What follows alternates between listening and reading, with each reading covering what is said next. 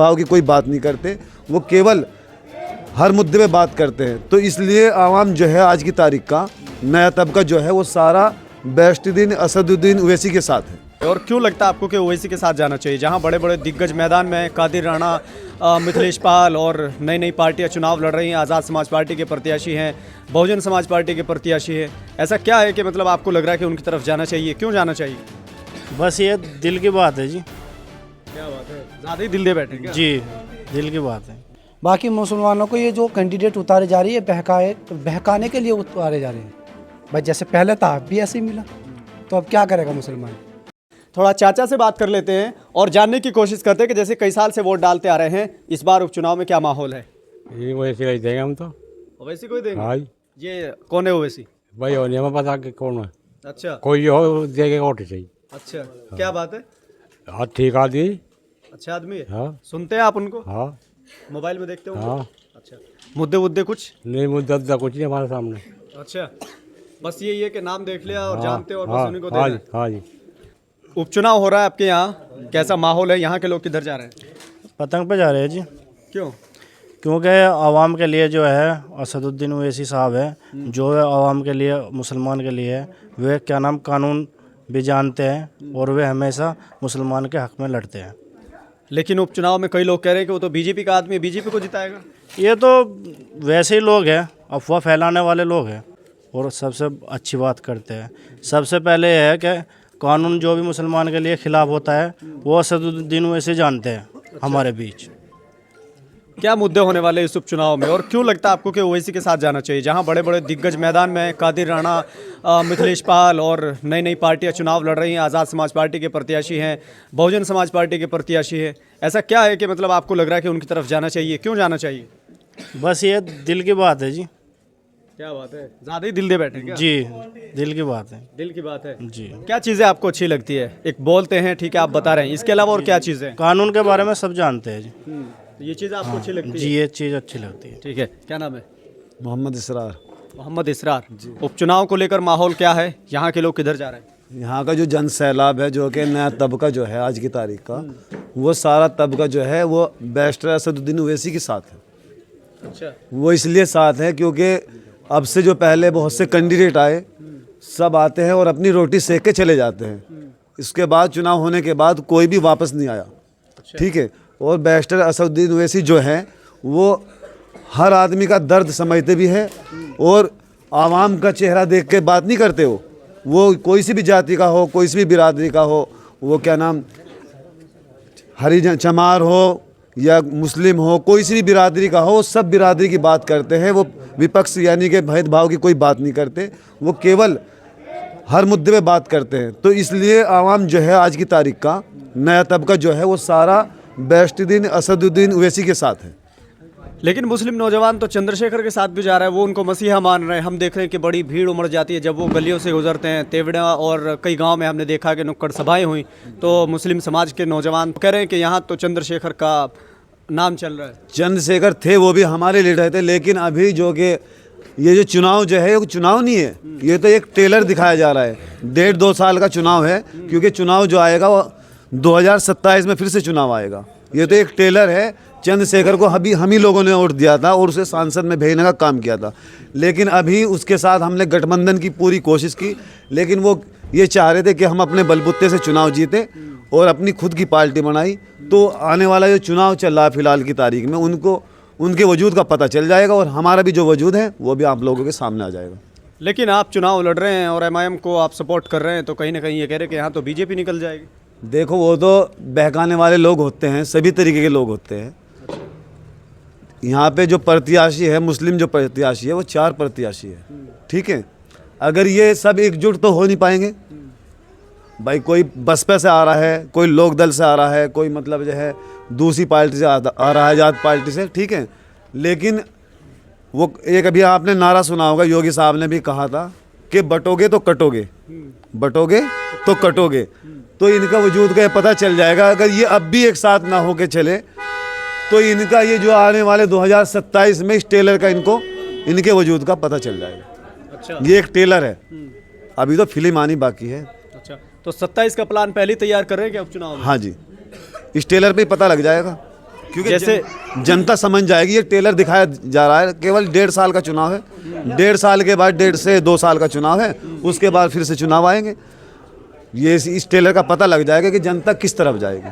तो 2027 की अभी से रणनीति तैयार की जा रही है इस उपचुनाव में, जी हाँ। लेकिन उधर आपके पूर्व सांसद रहे कादिर राणा की वधू है, वो भी मैदान में है। ऐसे बड़े दिग्गज नेता जिनका लोग कह रहे हैं कि हमारा बहुत करीबी रिश्ता रहा है, ऐसी हालत में उनको क्या होगा? देखियो, क्या नाम जोगे राणा जी है, वो इस मीरापुर विधानसभा से कई बार उन्हें चुनाव लड़ाया और जिता के भी भेजा। ठीक है, ये तो आते हैं और अपनी रोटी सेक के चले जाते हैं। ठीक है जी, लेकिन अब जनता समझ चुकी है, क्योंकि हमारे क्षेत्र में जो कि कैंडिडेट है, तो हमने ये सोचा कि क्यों ना अपने इलाके के कैंडिडेट को चुनाव लड़ाया जा। अच्छा, भाई हर बार हम उनको सपोर्ट करते थे, तो अब की बार हमें भी तो सपोर्ट करके देखें। क्या हर बार क्या वो वही पर्चा लाएंगे? तो इलाके की आप बात कर रहे हैं। यहाँ तो बसपा ने भी इलाके के प्रत्याशी उतारे हैं, आज़ाद समाज पार्टी ने भी लोकल की प्रत्याशी उतारे हैं, तो कैसे आप देख रहे हैं? क्योंकि वो तो लोकल के प्रत्याशी, आप उनको छोड़ के कैसे दूसरे की तरफ जा रहे हैं, जबकि आप लोकल की बात कर रहे हैं। लोकल के, जबकि अगर देखा जाए तो एमआईएम के प्रत्याशी के बारे में आप जानते होंगे, वो तो लोकल के नहीं, मुजफ्फरनगर के हैं। नहीं, मुजफ्फरनगर के तो हैं, लेकिन वो हर जाति हर बिरादरी की आवाज़ उठाने का काम करते हैं। एक वही कैंडिडेट ऐसे हैं बैरिस्टर असदुद्दीन ओवैसी, जो कि सांसद में भी किसी भी तबके से न दबते हुए हर बिरादरी का सम्मान करते हैं और आवाज़ उठाने का काम करते हैं। क्या नाम है? जी मोहम्मद मारूफ। मारूफ, क्या लगता है उपचुनाव को लेकर ये सब बातें कर रहे हैं, कितना सही है इनकी बात? भाई देखिए, जहाँ तक का आंकड़ा बता रहा है वो बात तो बहुत सही है। बाकी मुसलमानों को ये जो कैंडिडेट उतारे जा रही है, बहकाने के लिए उतारे जा रहे हैं। क्या है, सबकी मिली जुली भगत है कि वो मुसलमान को उतार दो, इधर भी मुसलमान को उतार दो, मुसलमान क्या होगा, फट जाएगा।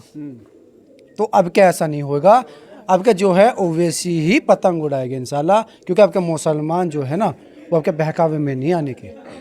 22 के चुनाव में मुसलमानों ने बड़ा झोली भर भर वोट दिया, 24 के चुनाव में बड़ा गठबंधन की तरफ गए, लेकिन कैसे हो जाएगा इतना? भाई नु कह रहे ओ के मौका सबको नहीं, खुदा भी मौका देता है अपनी गलती सुधारने के लिए अपने बंदे को। भाई हमें दिया मौका कि भाई तुम भी कुछ करो हमारे लिए, पर कुछ नहीं। वही भाई जैसे पहले था, अब भी ऐसे ही मिला, तो अब क्या करेगा मुसलमान? अब मुसलमान के सर से ऊपर पानी हो चुका है। अच्छा, तो इस बार तो इंशाल्लाह पतंगे उड़ाएगी। क्या बात है, इतने दीवाने कैसे हैं लोग यहाँ? दीवाने क्या भाई, वो ओवैसी आज तक यहाँ आए नहीं है, चुनाव नहीं लड़े हैं, लेकिन ये दीवानगी कैसे है? दीवानगी होगी अगर आप ना चारों को लेकर चलोगे, ना कि जाति विवाद करवाओगे और जाति सभी जाति एक साथ लेकर चलोगे, तो लोग आपके भी दीवाने होंगे। उपचुनाव को लेकर, जैसे आपसे पहले तो एमआईएम चुनाव नहीं लड़ी हैं, ओवैसी यहाँ चुनाव नहीं लड़े हैं, पहली बार चुनाव लड़ने के लिए आ रहे हैं, पहली बार उन्होंने प्रत्याशी उतारा है, तो कई लोग ये कह रहे हैं कि तरह तरह की बातें चल रही हैं कि वो बीजेपी का आदमी है, बीजेपी को फ़ायदा पहुंचाते हैं, ओवैसी जो है भाजपा के लिए काम करते हैं। इन सब को कैसे समझाएंगे जनता को? पार्टी डर रही है उनसे, पार्टी जो है ना डर रही है कि अगर इधर ओवैसी आ रहा है तो इसका मतलब यह तुम्हारा काल आ रहा है। अरे क्या बात है, बहुत बड़ी बात कह रहे हैं। जी बिल्कुल है भाई, ओवैसी क्यों, ओवैसी आप देख रहे हो वो सबके हित में आवाज़ उठा रहा है ना। अभी वक्फ बोर्ड का कोई वो चला था मुद्दा, उसमें भी किसने आवाज़ उठाई? ओवैसी साहब ने। ये कह रहे हैं कि 400-500 वोट मिलेंगे और जमानत जब्त हो जाएगी, ऐसा कुछ? भाई अगर सामने वाली पार्टी ऐसा नहीं बोलेगी तो फिर चुनाव किसका, पॉलिटिक्स कौन बोलेगा फिर इसको? भाई अगर ऐसा नहीं बोलेगी पार्टी तो फिर राजनीति कौन कह देगा इसको? अब तो कितना अनुमान है कि इतने वोटों से यहाँ से जीत सकते हैं? अगर हम अपने गांव के हिसाब से ले तो इंशाल्लाह यहाँ से हमारा जो पोलिंग होता है 5 से 6 हज़ार का पोलिंग होता है, लेकिन यहाँ पे जो आंकड़े लगाए जा रहे हैं इंशाल्लाह 3 से 4 हज़ार वोट लेके जाएगा ओवैसी। इतने मजबूती से कैसे? अभी तो कोई चुनाव ही नहीं लड़ा है। यहाँ पे अगर देखा जाए ना, यहाँ पे अगर देखा जाए, हमें अल्लाह का शुक्र है कि इतनी तादाद है मुसलमानों की कि वे अपने दम पे भी खुद भी ले जाएंगे आगे। क्या नाम है आपका? मोहम्मद आलिम। मोहम्मद आलिम, तो बहुत सारी चीज़ें जानते होंगे। आलिम नाम है जी। उपचुनाव को लेकर क्या जानते हैं? जैसे उपचुनाव को लेकर तैयारी चल रही है, बहुत सारे प्रत्याशी आपके घरों पे आ रहे होंगे, तो रुझान किसका है इस बार? देखो जी, रुझान तो अब से 6 दिन पहले कुछ और था, अब कुछ और है। जैसे धीरे धीरे होगा तो आईना भी साफ होता रहेगा। अभी बिल्कुल 5-4 दिन में आईना साफ हो जाएगा। एक तरफ जिधर भी जाएगा एक ही तरफ जाएगा। 1,35,000 मुस्लिम है इस मीरापुर सीट पे। तो जैसे आप कह रहे हैं कि पहले कुछ था अब कुछ है, अब क्या है वो मैं जानना चाहता हूँ, और क्यों भाई ये बदला है, अगर बदला है तो?